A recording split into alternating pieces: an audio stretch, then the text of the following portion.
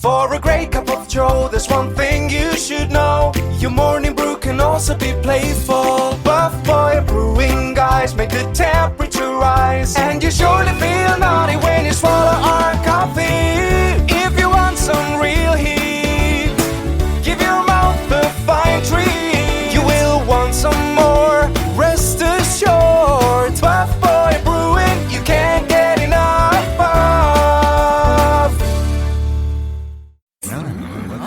It's time for The Scribble, your weekly fix of celebrity chats, bizarre stories in the news, and basic random chatter with best-selling author and syndicated radio host Jeremy Bradley. Make sure your seat is in the upright and locked position and your barf bag is securely in place. Here's Jeremy Bradley. Thank you very much, Larson. Jeremy Bradley here. This is The Scribble, and thanks for tuning in at thescribbleshow.com and on SoundCloud and iTunes. How many days until Election Day? Who's counting, right? Who is counting? We'd love to hear your thoughts. We're on Twitter at The Scribble Show, and also email live@jbonair.com. live@jbonair.com. You know, with debates and scandals and leaked audio tapes and mudslinging, it's interesting that, you know, as a Canadian outsider who sees this purely as entertainment value and not his own political parties fighting and clawing their way to the top or bottom, depending on how you look at it, it is kind of entertaining. You know, at Thanksgiving a couple of weeks ago, my family got together and half of the family was watching the baseball game. Toronto was taking on Texas at the time, and half of the family was watching the presidential debate.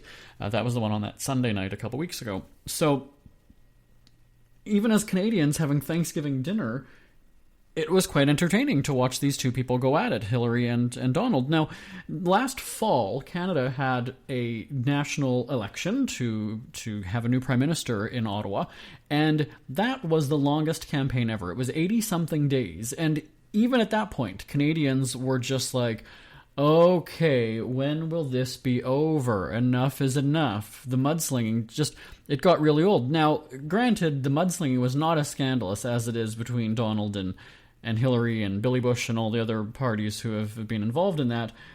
So I can only imagine for the Americans. Now, in Canada, there's a lot of American media and influence in television channels and websites. So Canadians are following the election and the fallout and the scandals just as much as Americans are, if not more, because it's, as I said, comical to watch it play out. But you know, this campaign has been going on for almost 6 years, it seems. Like, I don't even know. Honestly, it seemed like Obama just was reelected, and there's already talk about who's running in 2016, right? I mean, that's how it works. You're always eyeing the chair or the seat how many years later. So it's going to be a sigh of relief, perhaps, once the campaign is over. Obviously, the results will be another story, but definitely it's something that you just can't wait to end. But again, for comedic value, because there's been times over the past, I would say even like month or two, that if I leave CNN on in my office, or we have it sometimes in the studio, and I glance over randomly, maybe it's in the morning, maybe it's afternoon, later in the evening, if I'm at home, maybe it's on in the living room and I walk by, there's almost always something breaking news, which it's really, you know, that's debatable what breaking news really is on CNN now, or it's something about politics. It is almost like this 24-hour political channel, and I was going to try to come up with a name of, you know, like a cute name for it, but that's honestly what it is. And so, unless you're a diehard politics fan, and, you know, even I have my Twitter feed open right now, and let me just, I have TweetDeck, so it kind of scrolls like a slot machine, almost like a news ticker kind of thing. And let me just randomly see right now who the people that I follow, what they're tweeting. How many of them are election or politics related? So I see that there's 7 tweets that were just from about 15 seconds ago. 1, 2, 3, 6 of them. 6 of them are about politics. And I mean, some of these names are I see familiar, like Deborah Messing, you remember her from Will and Grace, constantly. Montel Williams constantly tweeting about the election and politics. So celebrities, I don't know if they're using their influence so much. Joy Reid, you know her, she's from AM Joy. she's forever going after political discussions while you're watching Donald Trump burn, is what her tweet is being retweeted by somebody. So yeah, I definitely. I don't even know how to sum it up. So, on the subject of the White House, there is a show on ABC called Designated Survivor. LaMonica Garrett plays the president's Secret Service agent after there was a few deaths during an attack on the White House. And so LaMonica was on our radio show. We've got him now on the podcast talking about the show. And, I'm going to try not to talk politics with him, but at the same time, I want to find out, who would he prefer to be a Secret Service agent for, Donald or Hillary? Or neither. Maybe he'd like to even be president himself. So LaMonica Garrett from ABC's Designated Survivor is coming up in just a little bit. We've got more right here on the Scribble, right after this. Ever had something to get off your chest but never had the balls to say it? That's a load of crap. Speak Free with JB.com is exactly what you've been waiting for. Your chance to tell it like it is and not care what anybody else thinks. Have your say on issues of the day.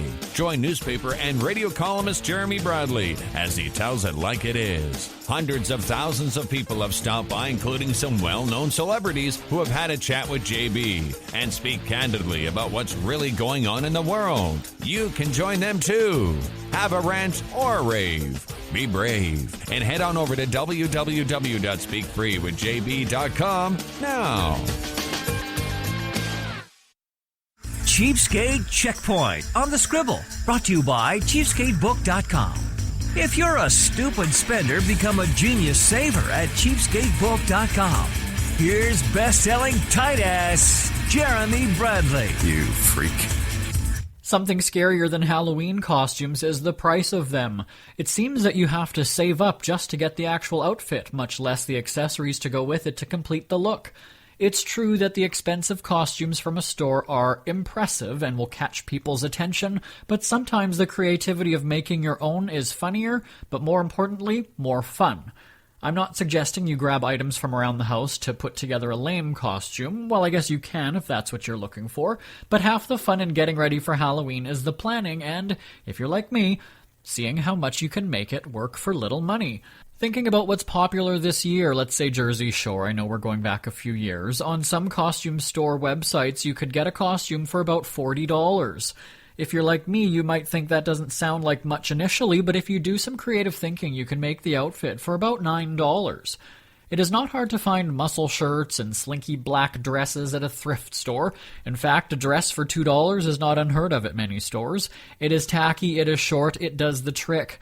And you have to have the shoes to go with the outfit.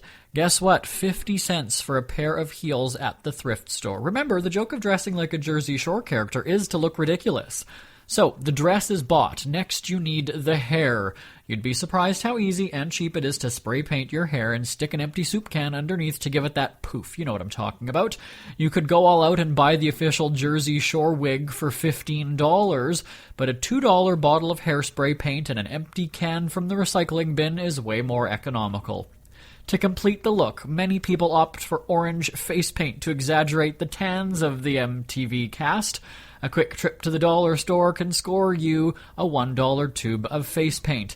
Also, getting ridiculous sunglasses, the bigger the better, will seal the deal and make you look like a Jersey Shore star. As for the kids, they will naturally want the expensive costumes of the trendy characters that are out now. Like I mentioned before, part of the fun of Halloween is planning and the involvement to make your own customized costume. It won't take much convincing to have the kids agree to start from scratch and have a good time picking out all the details of their own costume. Let's make it something special like nobody else has, you could say. Everybody is going to be wearing the one from the store. Let's make your own. This is where trips to discount stores and craft shops will come in handy and save you a bundle. Buying some material or construction paper, or even just getting ideas walking up and down the aisles of the stores will help. When Prince William and Kate's royal wedding happened, I was on a mission to create a hilarious hat to watch the ceremony. I had a goal and accomplished it by putting in a little time and effort. So, you've completed your look for Halloween, but how are you dressing up your home? Years ago, when I worked at a party supply store, people were coming in and spending hundreds of dollars for decorations to have the flashiest house on the block. And that's great if it's a passion of theirs to create a spectacular spectacle, but let's be realistic. Is it necessary to go overboard like that? It really isn't. I am a firm believer that dollar stores should be ransacked when it comes to holiday decorating. There were many decorations our party store sold for $15 that you can get for $1 or $2 at a discount store. Don't get me wrong, the quality might not be as good, but if it is simply a decoration that's going to hang on a wall or outside for one day of the year, durability shouldn't be an issue. Even if it is, at $2 to replace it, you're not all that bad off. Many stores sell decorations at inflated prices. For instance, glow-in-the-dark products are generally available all year round. Just putting those products in a Halloween section can see the price skyrocket. How do I know? I was one of the employees that had to move them there and mark up the price. Black light bulbs and other types of lighting are not specifically a Halloween product. If you buy some earlier in the year, you might be able to get them cheaper. The party store I managed was great at re-merchandising products to tie them in with different events. Like costumes, decorations take planning. Thankfully, I had stockpiled decorations after my employment at the party store, but take into consideration what and where you are decorating before you go crazy and overspend. I made that mistake by getting even more stuff when I moved into a bigger house. All I was decorating was the front window that is actually mostly entirely hidden by a big tree and the front doorway. I rushed out to get more things, but when it came time to actually set the stuff up and open up the packages, I had no use for most of it. Halloween is one of those tricky decorating times because unless you're hosting a party or having people over for a Halloween-related event, you don't need to dress up a large area of your home. For me, it was all about the visuals as people went by, and then when kids spent that 5 seconds getting candy before rushing off at my door. I had previously bought a strobe light and fog machine, but as I fumbled with opening the door, holding it open, giving the kids the candy, and making sure I wasn't forgetting anybody, the last thing on my mind was the wow factor of a blast of fog for the kids. Depending on where you live, you might even have troubles with your windows fogging up, as the cool fall air mixed with the indoor heat makes a mess of any sort of window decorations you have. Sometimes less is more with decorating. You have to remember Halloween isn't a season, so overdoing it like you would for Christmas might not be the smartest financial decision.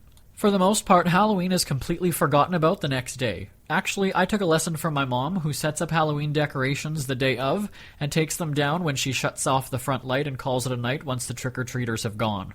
The key to a great Halloween is keeping the costs down and the creativity up. Isn't it crazy that you wait for payday, but before you know it, you're strapped for cash again? It's time to stop blowing your money and become a smart spender with the book, The Official Guide to Being an American Cheapskate at cheapskatebook.com. Learn simple ways to cut costs at home every day and during special times of the year. Don't go broke at Christmas. Don't remortgage the house for a fancy vacation. The book is filled with tips to save you money throughout the year. Check out the best-selling book, The Official Guide to Being an American Cheapskate at cheapskatebook.com or on Amazon and iTunes. Oh, you know what? Halloween as an adult is not the same as a kid. It really isn't. It really, really isn't. Sure, dressing up and putting on makeup is maybe more acceptable when you're an adult, but as a kid, you just want the candy. You know, you get to an age where it's kind of like, oh, do I have to dress up? Well, I just want to go door to door and get the candy. That happened when I was a teenager, because I was still a small person, so I was able to dress up and people wouldn't even know that I was, 14, 15, or 16. But yeah, you get to that age where it's like, I'm just going to throw on one of my brother's hockey jerseys and go and say that I'm a hockey player. There was no creativity whatsoever. You just, all right, it's the 31st, might as well get into a costume because I want some sweets, and there we go. Now, it's funny how we battled the cold weather in Canada going up and down our block, my brothers, two brothers and me, and then we kind of did like the candy trade. You probably did this with your siblings, tell me, or your friends even. Send an email live at jbonair.com or tweet at the Scribble Show. But I never really liked like the gummy candies or licorice or Twizzlers or anything like that. I always liked like the lollipops or the rockets, the rocket candies that they have. I still actually, we had those as a Christmas giveaway on our radio show a couple of years ago, and they sent cases of giant rockets. I was in heaven. I think I probably ate a few boxes, and yeah, we didn't send out every single one of them. Just some full disclosure there on that. But definitely I liked the lollipops. I liked the chips. I've never really liked chocolate bars with peanuts or anything in them. I liked like white chocolate or like the cookies and cream kind of a thing, or caramel. I enjoyed those ones. So definitely tell me your favorite Halloween candy goodie. See if we had the same ones. And then you had that trade, right? Where it's like, okay, if you had a full-size chocolate bar, like how many suckers or lollipops would you have to trade to be the equivalent of that, right? It was almost like you needed to set up a store or like a pawn shop or like a flea market kind of thing. You had to bargain and dicker with each other. And so my brother, and everybody always thinks they're getting the better deal, right? Oh, well, I only had to give him 2 suckers and I got a full-size chocolate bar. Meanwhile, I didn't want them anyway, so it really didn't matter how many of them I had to give you. But, you know, you feel like you're being taken advantage of. I was the younger brother, so they always thought they were scamming me, but hey, I own a business and I'm quite successful as an entrepreneur now, so let's see how that works out. But anyway, yeah, definitely it's a night for the kids. Now, the very first Halloween in my house, I have to tell you this story because there's an elementary school down the street from my house, and so my friend had said, well, you know what, you're going to probably get a lot of kids that come by. And so I had decorated the house. I was an assistant manager at Party City years ago when I was in my early 20s. And we had acquired, when I lived with my parents, so many different decorations. And we're talking like expensive, like $200 flame lamps and all these things, because we wrote them off as a store decoration. And then when we were going into receivership and the store was going to be closing, the management staff basically looted the store. And so that's not, anyway, but we were going to throw them out anyway. We had no room to store these decorations. They were going to be chucked out after Halloween. So we took a bunch of things. And so I had some really awesome decorations, and I wanted to do a big display in the front window and in the front doorway when the kids come, and I have the door open and have like a fog machine and strobe lights and spider webbing and things like that. And so I went out with my friend and we went to Costco and I got like boxes of chocolates, and then he convinced me to get more because he's like, you know what, you're probably going to have a lot of kids coming. So I ended up getting another box. The secret is get something you like so that you're not stuck with a bunch of junk after. And I spent, I don't know how many, probably about a good 4 hours decorating. I would run outside, go look to the window to see what was visible, what needed to be moved a little bit, come running in, move it, go back out and check, and was really excited. And my parents are one of those people that are the kind of people that keep track. Like, they have a notepad and they count how many kids from year to year. I don't really know why, but it's like when they go around with that clicker counting how many people are at an event. And so my dad had called me, and I was sitting on the couch just kind of looking out the window. I had no kids coming to my house. It was devastating. I was so sad because I'd done all this preparation. Because, you know what? I don't get anything out of it, right? As a homeowner, it's all you. You're giving the candy. You're going to the expense. You're opening and closing the door, getting up every time, you hear somebody at the door. You can't watch your show or whatever you're doing. And it was devastating to me. So my dad called and said however many they'd had at the time, let's say 15 or 20, and I still had nobody come by. And then I can see like kids going right by my house, and I had my lights on and everything. So it was very confusing to me and quite sad. And that year there was maybe, I can't even remember, maybe 10 kids that came to my house. But again, I was completely devastated. So the next year, I had my friend come over and I said, you know what, it sucked last year. I don't want to be by myself, so let's make it a drinking game. And so we did. So for every, I don't remember who'd got which gender, but for every boy that came, I did a shot of whatever it was, vodka or something. And then for every girl that came by, he did a shot of whatever it was. So now we're kind of looking forward to it, right? Where it's like, oh, there's 3 more kids that came at once. You got to do 3 shots at once. And we were just so, not drunk, but we were just very, very laughy by the end of it. It was quite comical. So there was no pain in the second year, just because, the booze eases the pain, doesn't it? And so, yeah. But that's always been my fear, though, is that I'm going to have enough candy for 2 of the kids that come, and then the third one, like, do I just give them a $5 bill at that point? Do I have to run to the kitchen and go, here's a bag of microwave popcorn. Here's some dog biscuits. Here, take my dog. Like that was always my fear, was that, big group of kids is going to come and you've got enough for 1 or 2 people, and then you're just kind of like, ooh, awkward. So, and then, the eggs that are going to have to be washed off the front of my house the next day, right? That's always scary. No, I've never been egged, but would definitely love to hear your stories as a grown-up and what you've done for the kids trick-or-treating. Because, again, when I worked at Party City, we had people that would come in and spend hundreds and hundreds of dollars. If I'm not mistaken, we actually had one guy who came in and spent at least $1,000 every year. It's pretty wild when you get into the holiday. And it's for barely one day, right? It's only at night on the 31st, really. You don't have your Halloween decorations going on November 1st. You just don't. So, live at jbonair.com, or on Twitter at The Scribble Show. LaMonica Garrett from ABC's Designated Survivor is up after this. He is the President's Secret Service on the new ABC show Designated Survivor, keeping Kiefer Sutherland safe. That is a hugely important job. And also, you know him from Sons of Anarchy. LaMonica Garrett is joining us on the line. Hey there. Hey there. Thanks for having me. Well, thanks for joining us. What an interesting time to be talking to you after the presidential debate. Well, we won't get into politics. We'll talk about the show, okay? You know, anybody, though, who watched ABC over the summer, no doubt heard about the show. I mean, they promoted the hell out of it, and it seemed to work, right? The first episode, I hear, over 10 million viewers. Yeah, they just got the updated ratings yesterday. I found out on set that it went up to 15 million. Oh, my. And now I've also seen, you've had a lot of praise on social media. You tall drink of water, you. I saw that comment. That was nice. It's got to be exciting, because, you know what, these days, a lot of TV shows don't get that kind of praise or even, you know, that big of a launch. So you know, this is a sign of good things to come, I hope, right?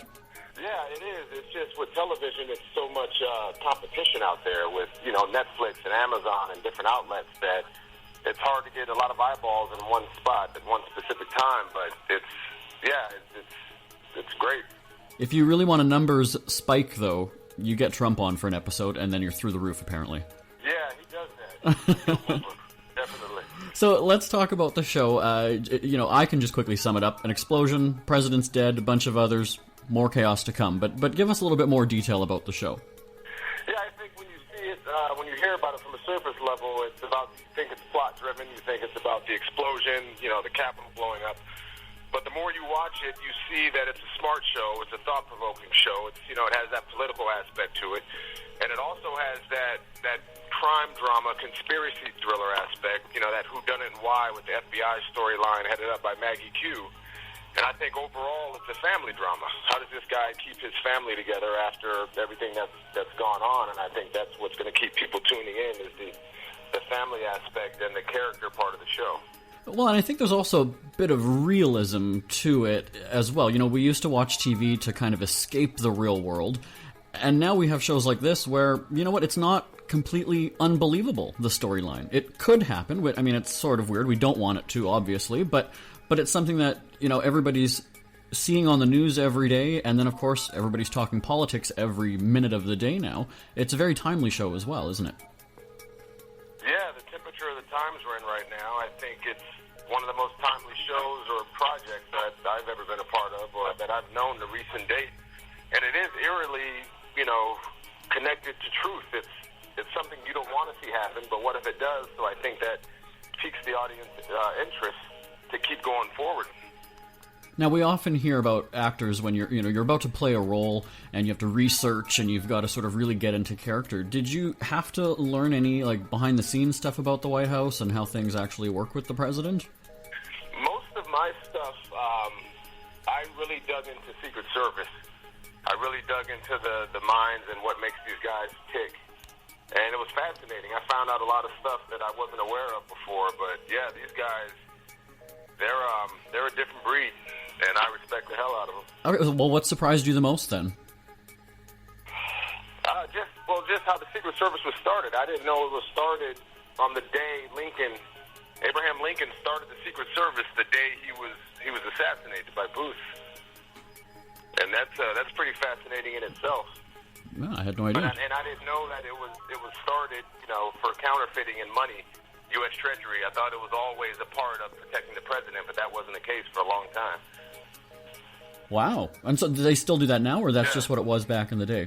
No, that's still one of their main job descriptions is U.S. Treasury. It's money and counterfeiting. Right. Huh. But after McKinley was assassinated, then they moved over to protect the president as well. And the FBI started from the Secret Service. The Secret Service was there first, and then the FBI was formed as a division of the Secret Service and then took its own life later on.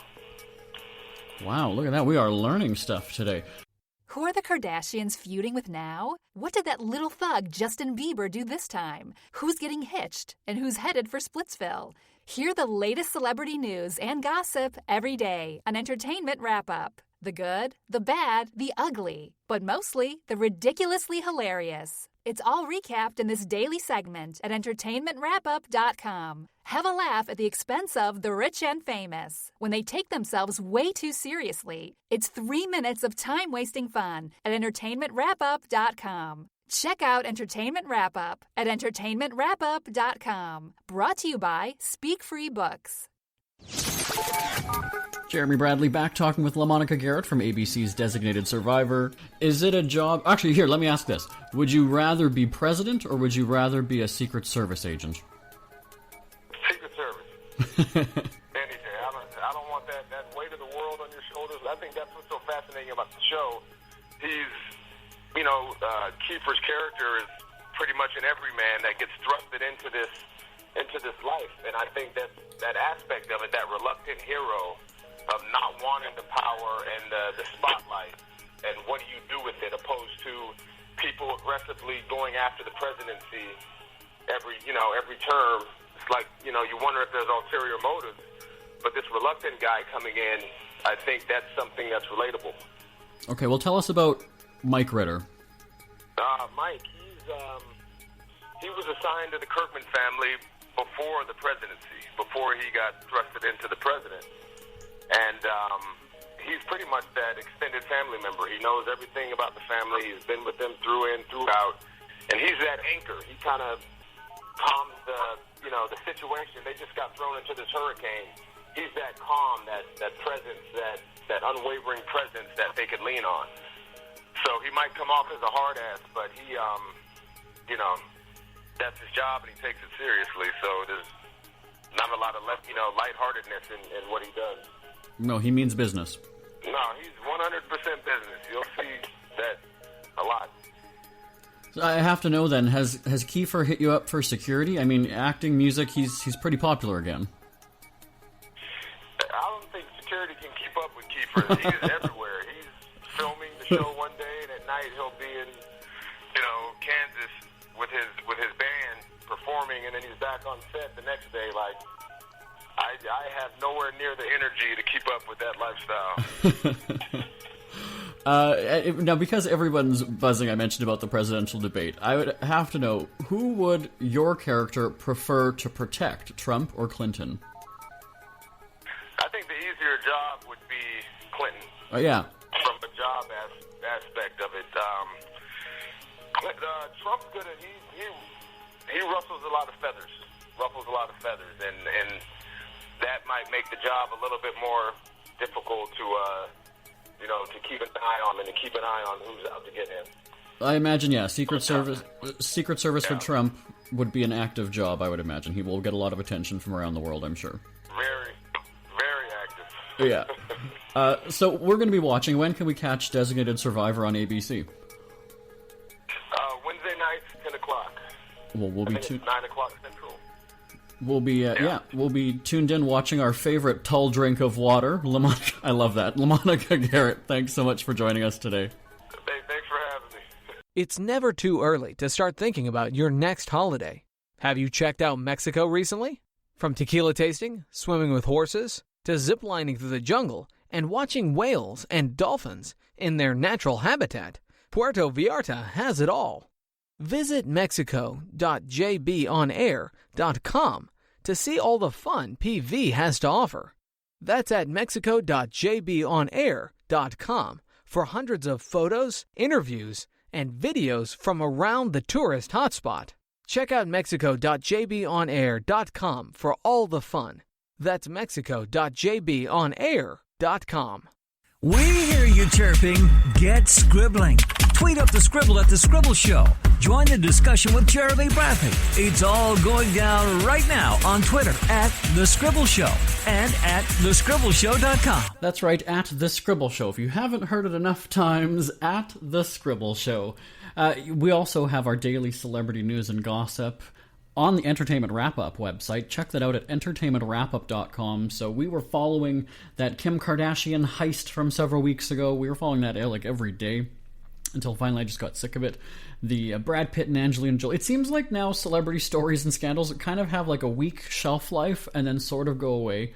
Perhaps it's because there's no developments or just people are tired of hearing about it. And then naturally the Clinton, Trump, Billy Bush scandal. Let's just call it the political campaign. You've only got a few more days or weeks to hear about it, and then you get 4 years to complain about what happened. So good for you. I still say that people, if you can write in a name, and that's like truly, if there were enough votes for somebody, if everybody wrote Homer Simpson, what would happen? How would that work? Does it have to be a real person, or if you all just write in like the name of a dog or something, could that person or that thing, that animal, become president? I think this would be interesting to see what would happen if everybody wrote Homer Simpson on the ballot. What would they do? Is it going like to the next runner-up, like a Trump beauty pageant? Is that how it works? I have to look into these things. Actually, I really don't care. Send me an email live at jbonair.com. I will talk to you same time, same place next week here on The Scribble. And remember to subscribe at SoundCloud and iTunes. Bye-bye, everybody. Want more Scribble? Check out thescribbleshow.com for past shows, celebrity interviews, cheapskate tips, and more. That's at thescribbleshow.com and on Twitter at The Scribble Show. The Scribble is a speak-free media presentation. If you want some real heat,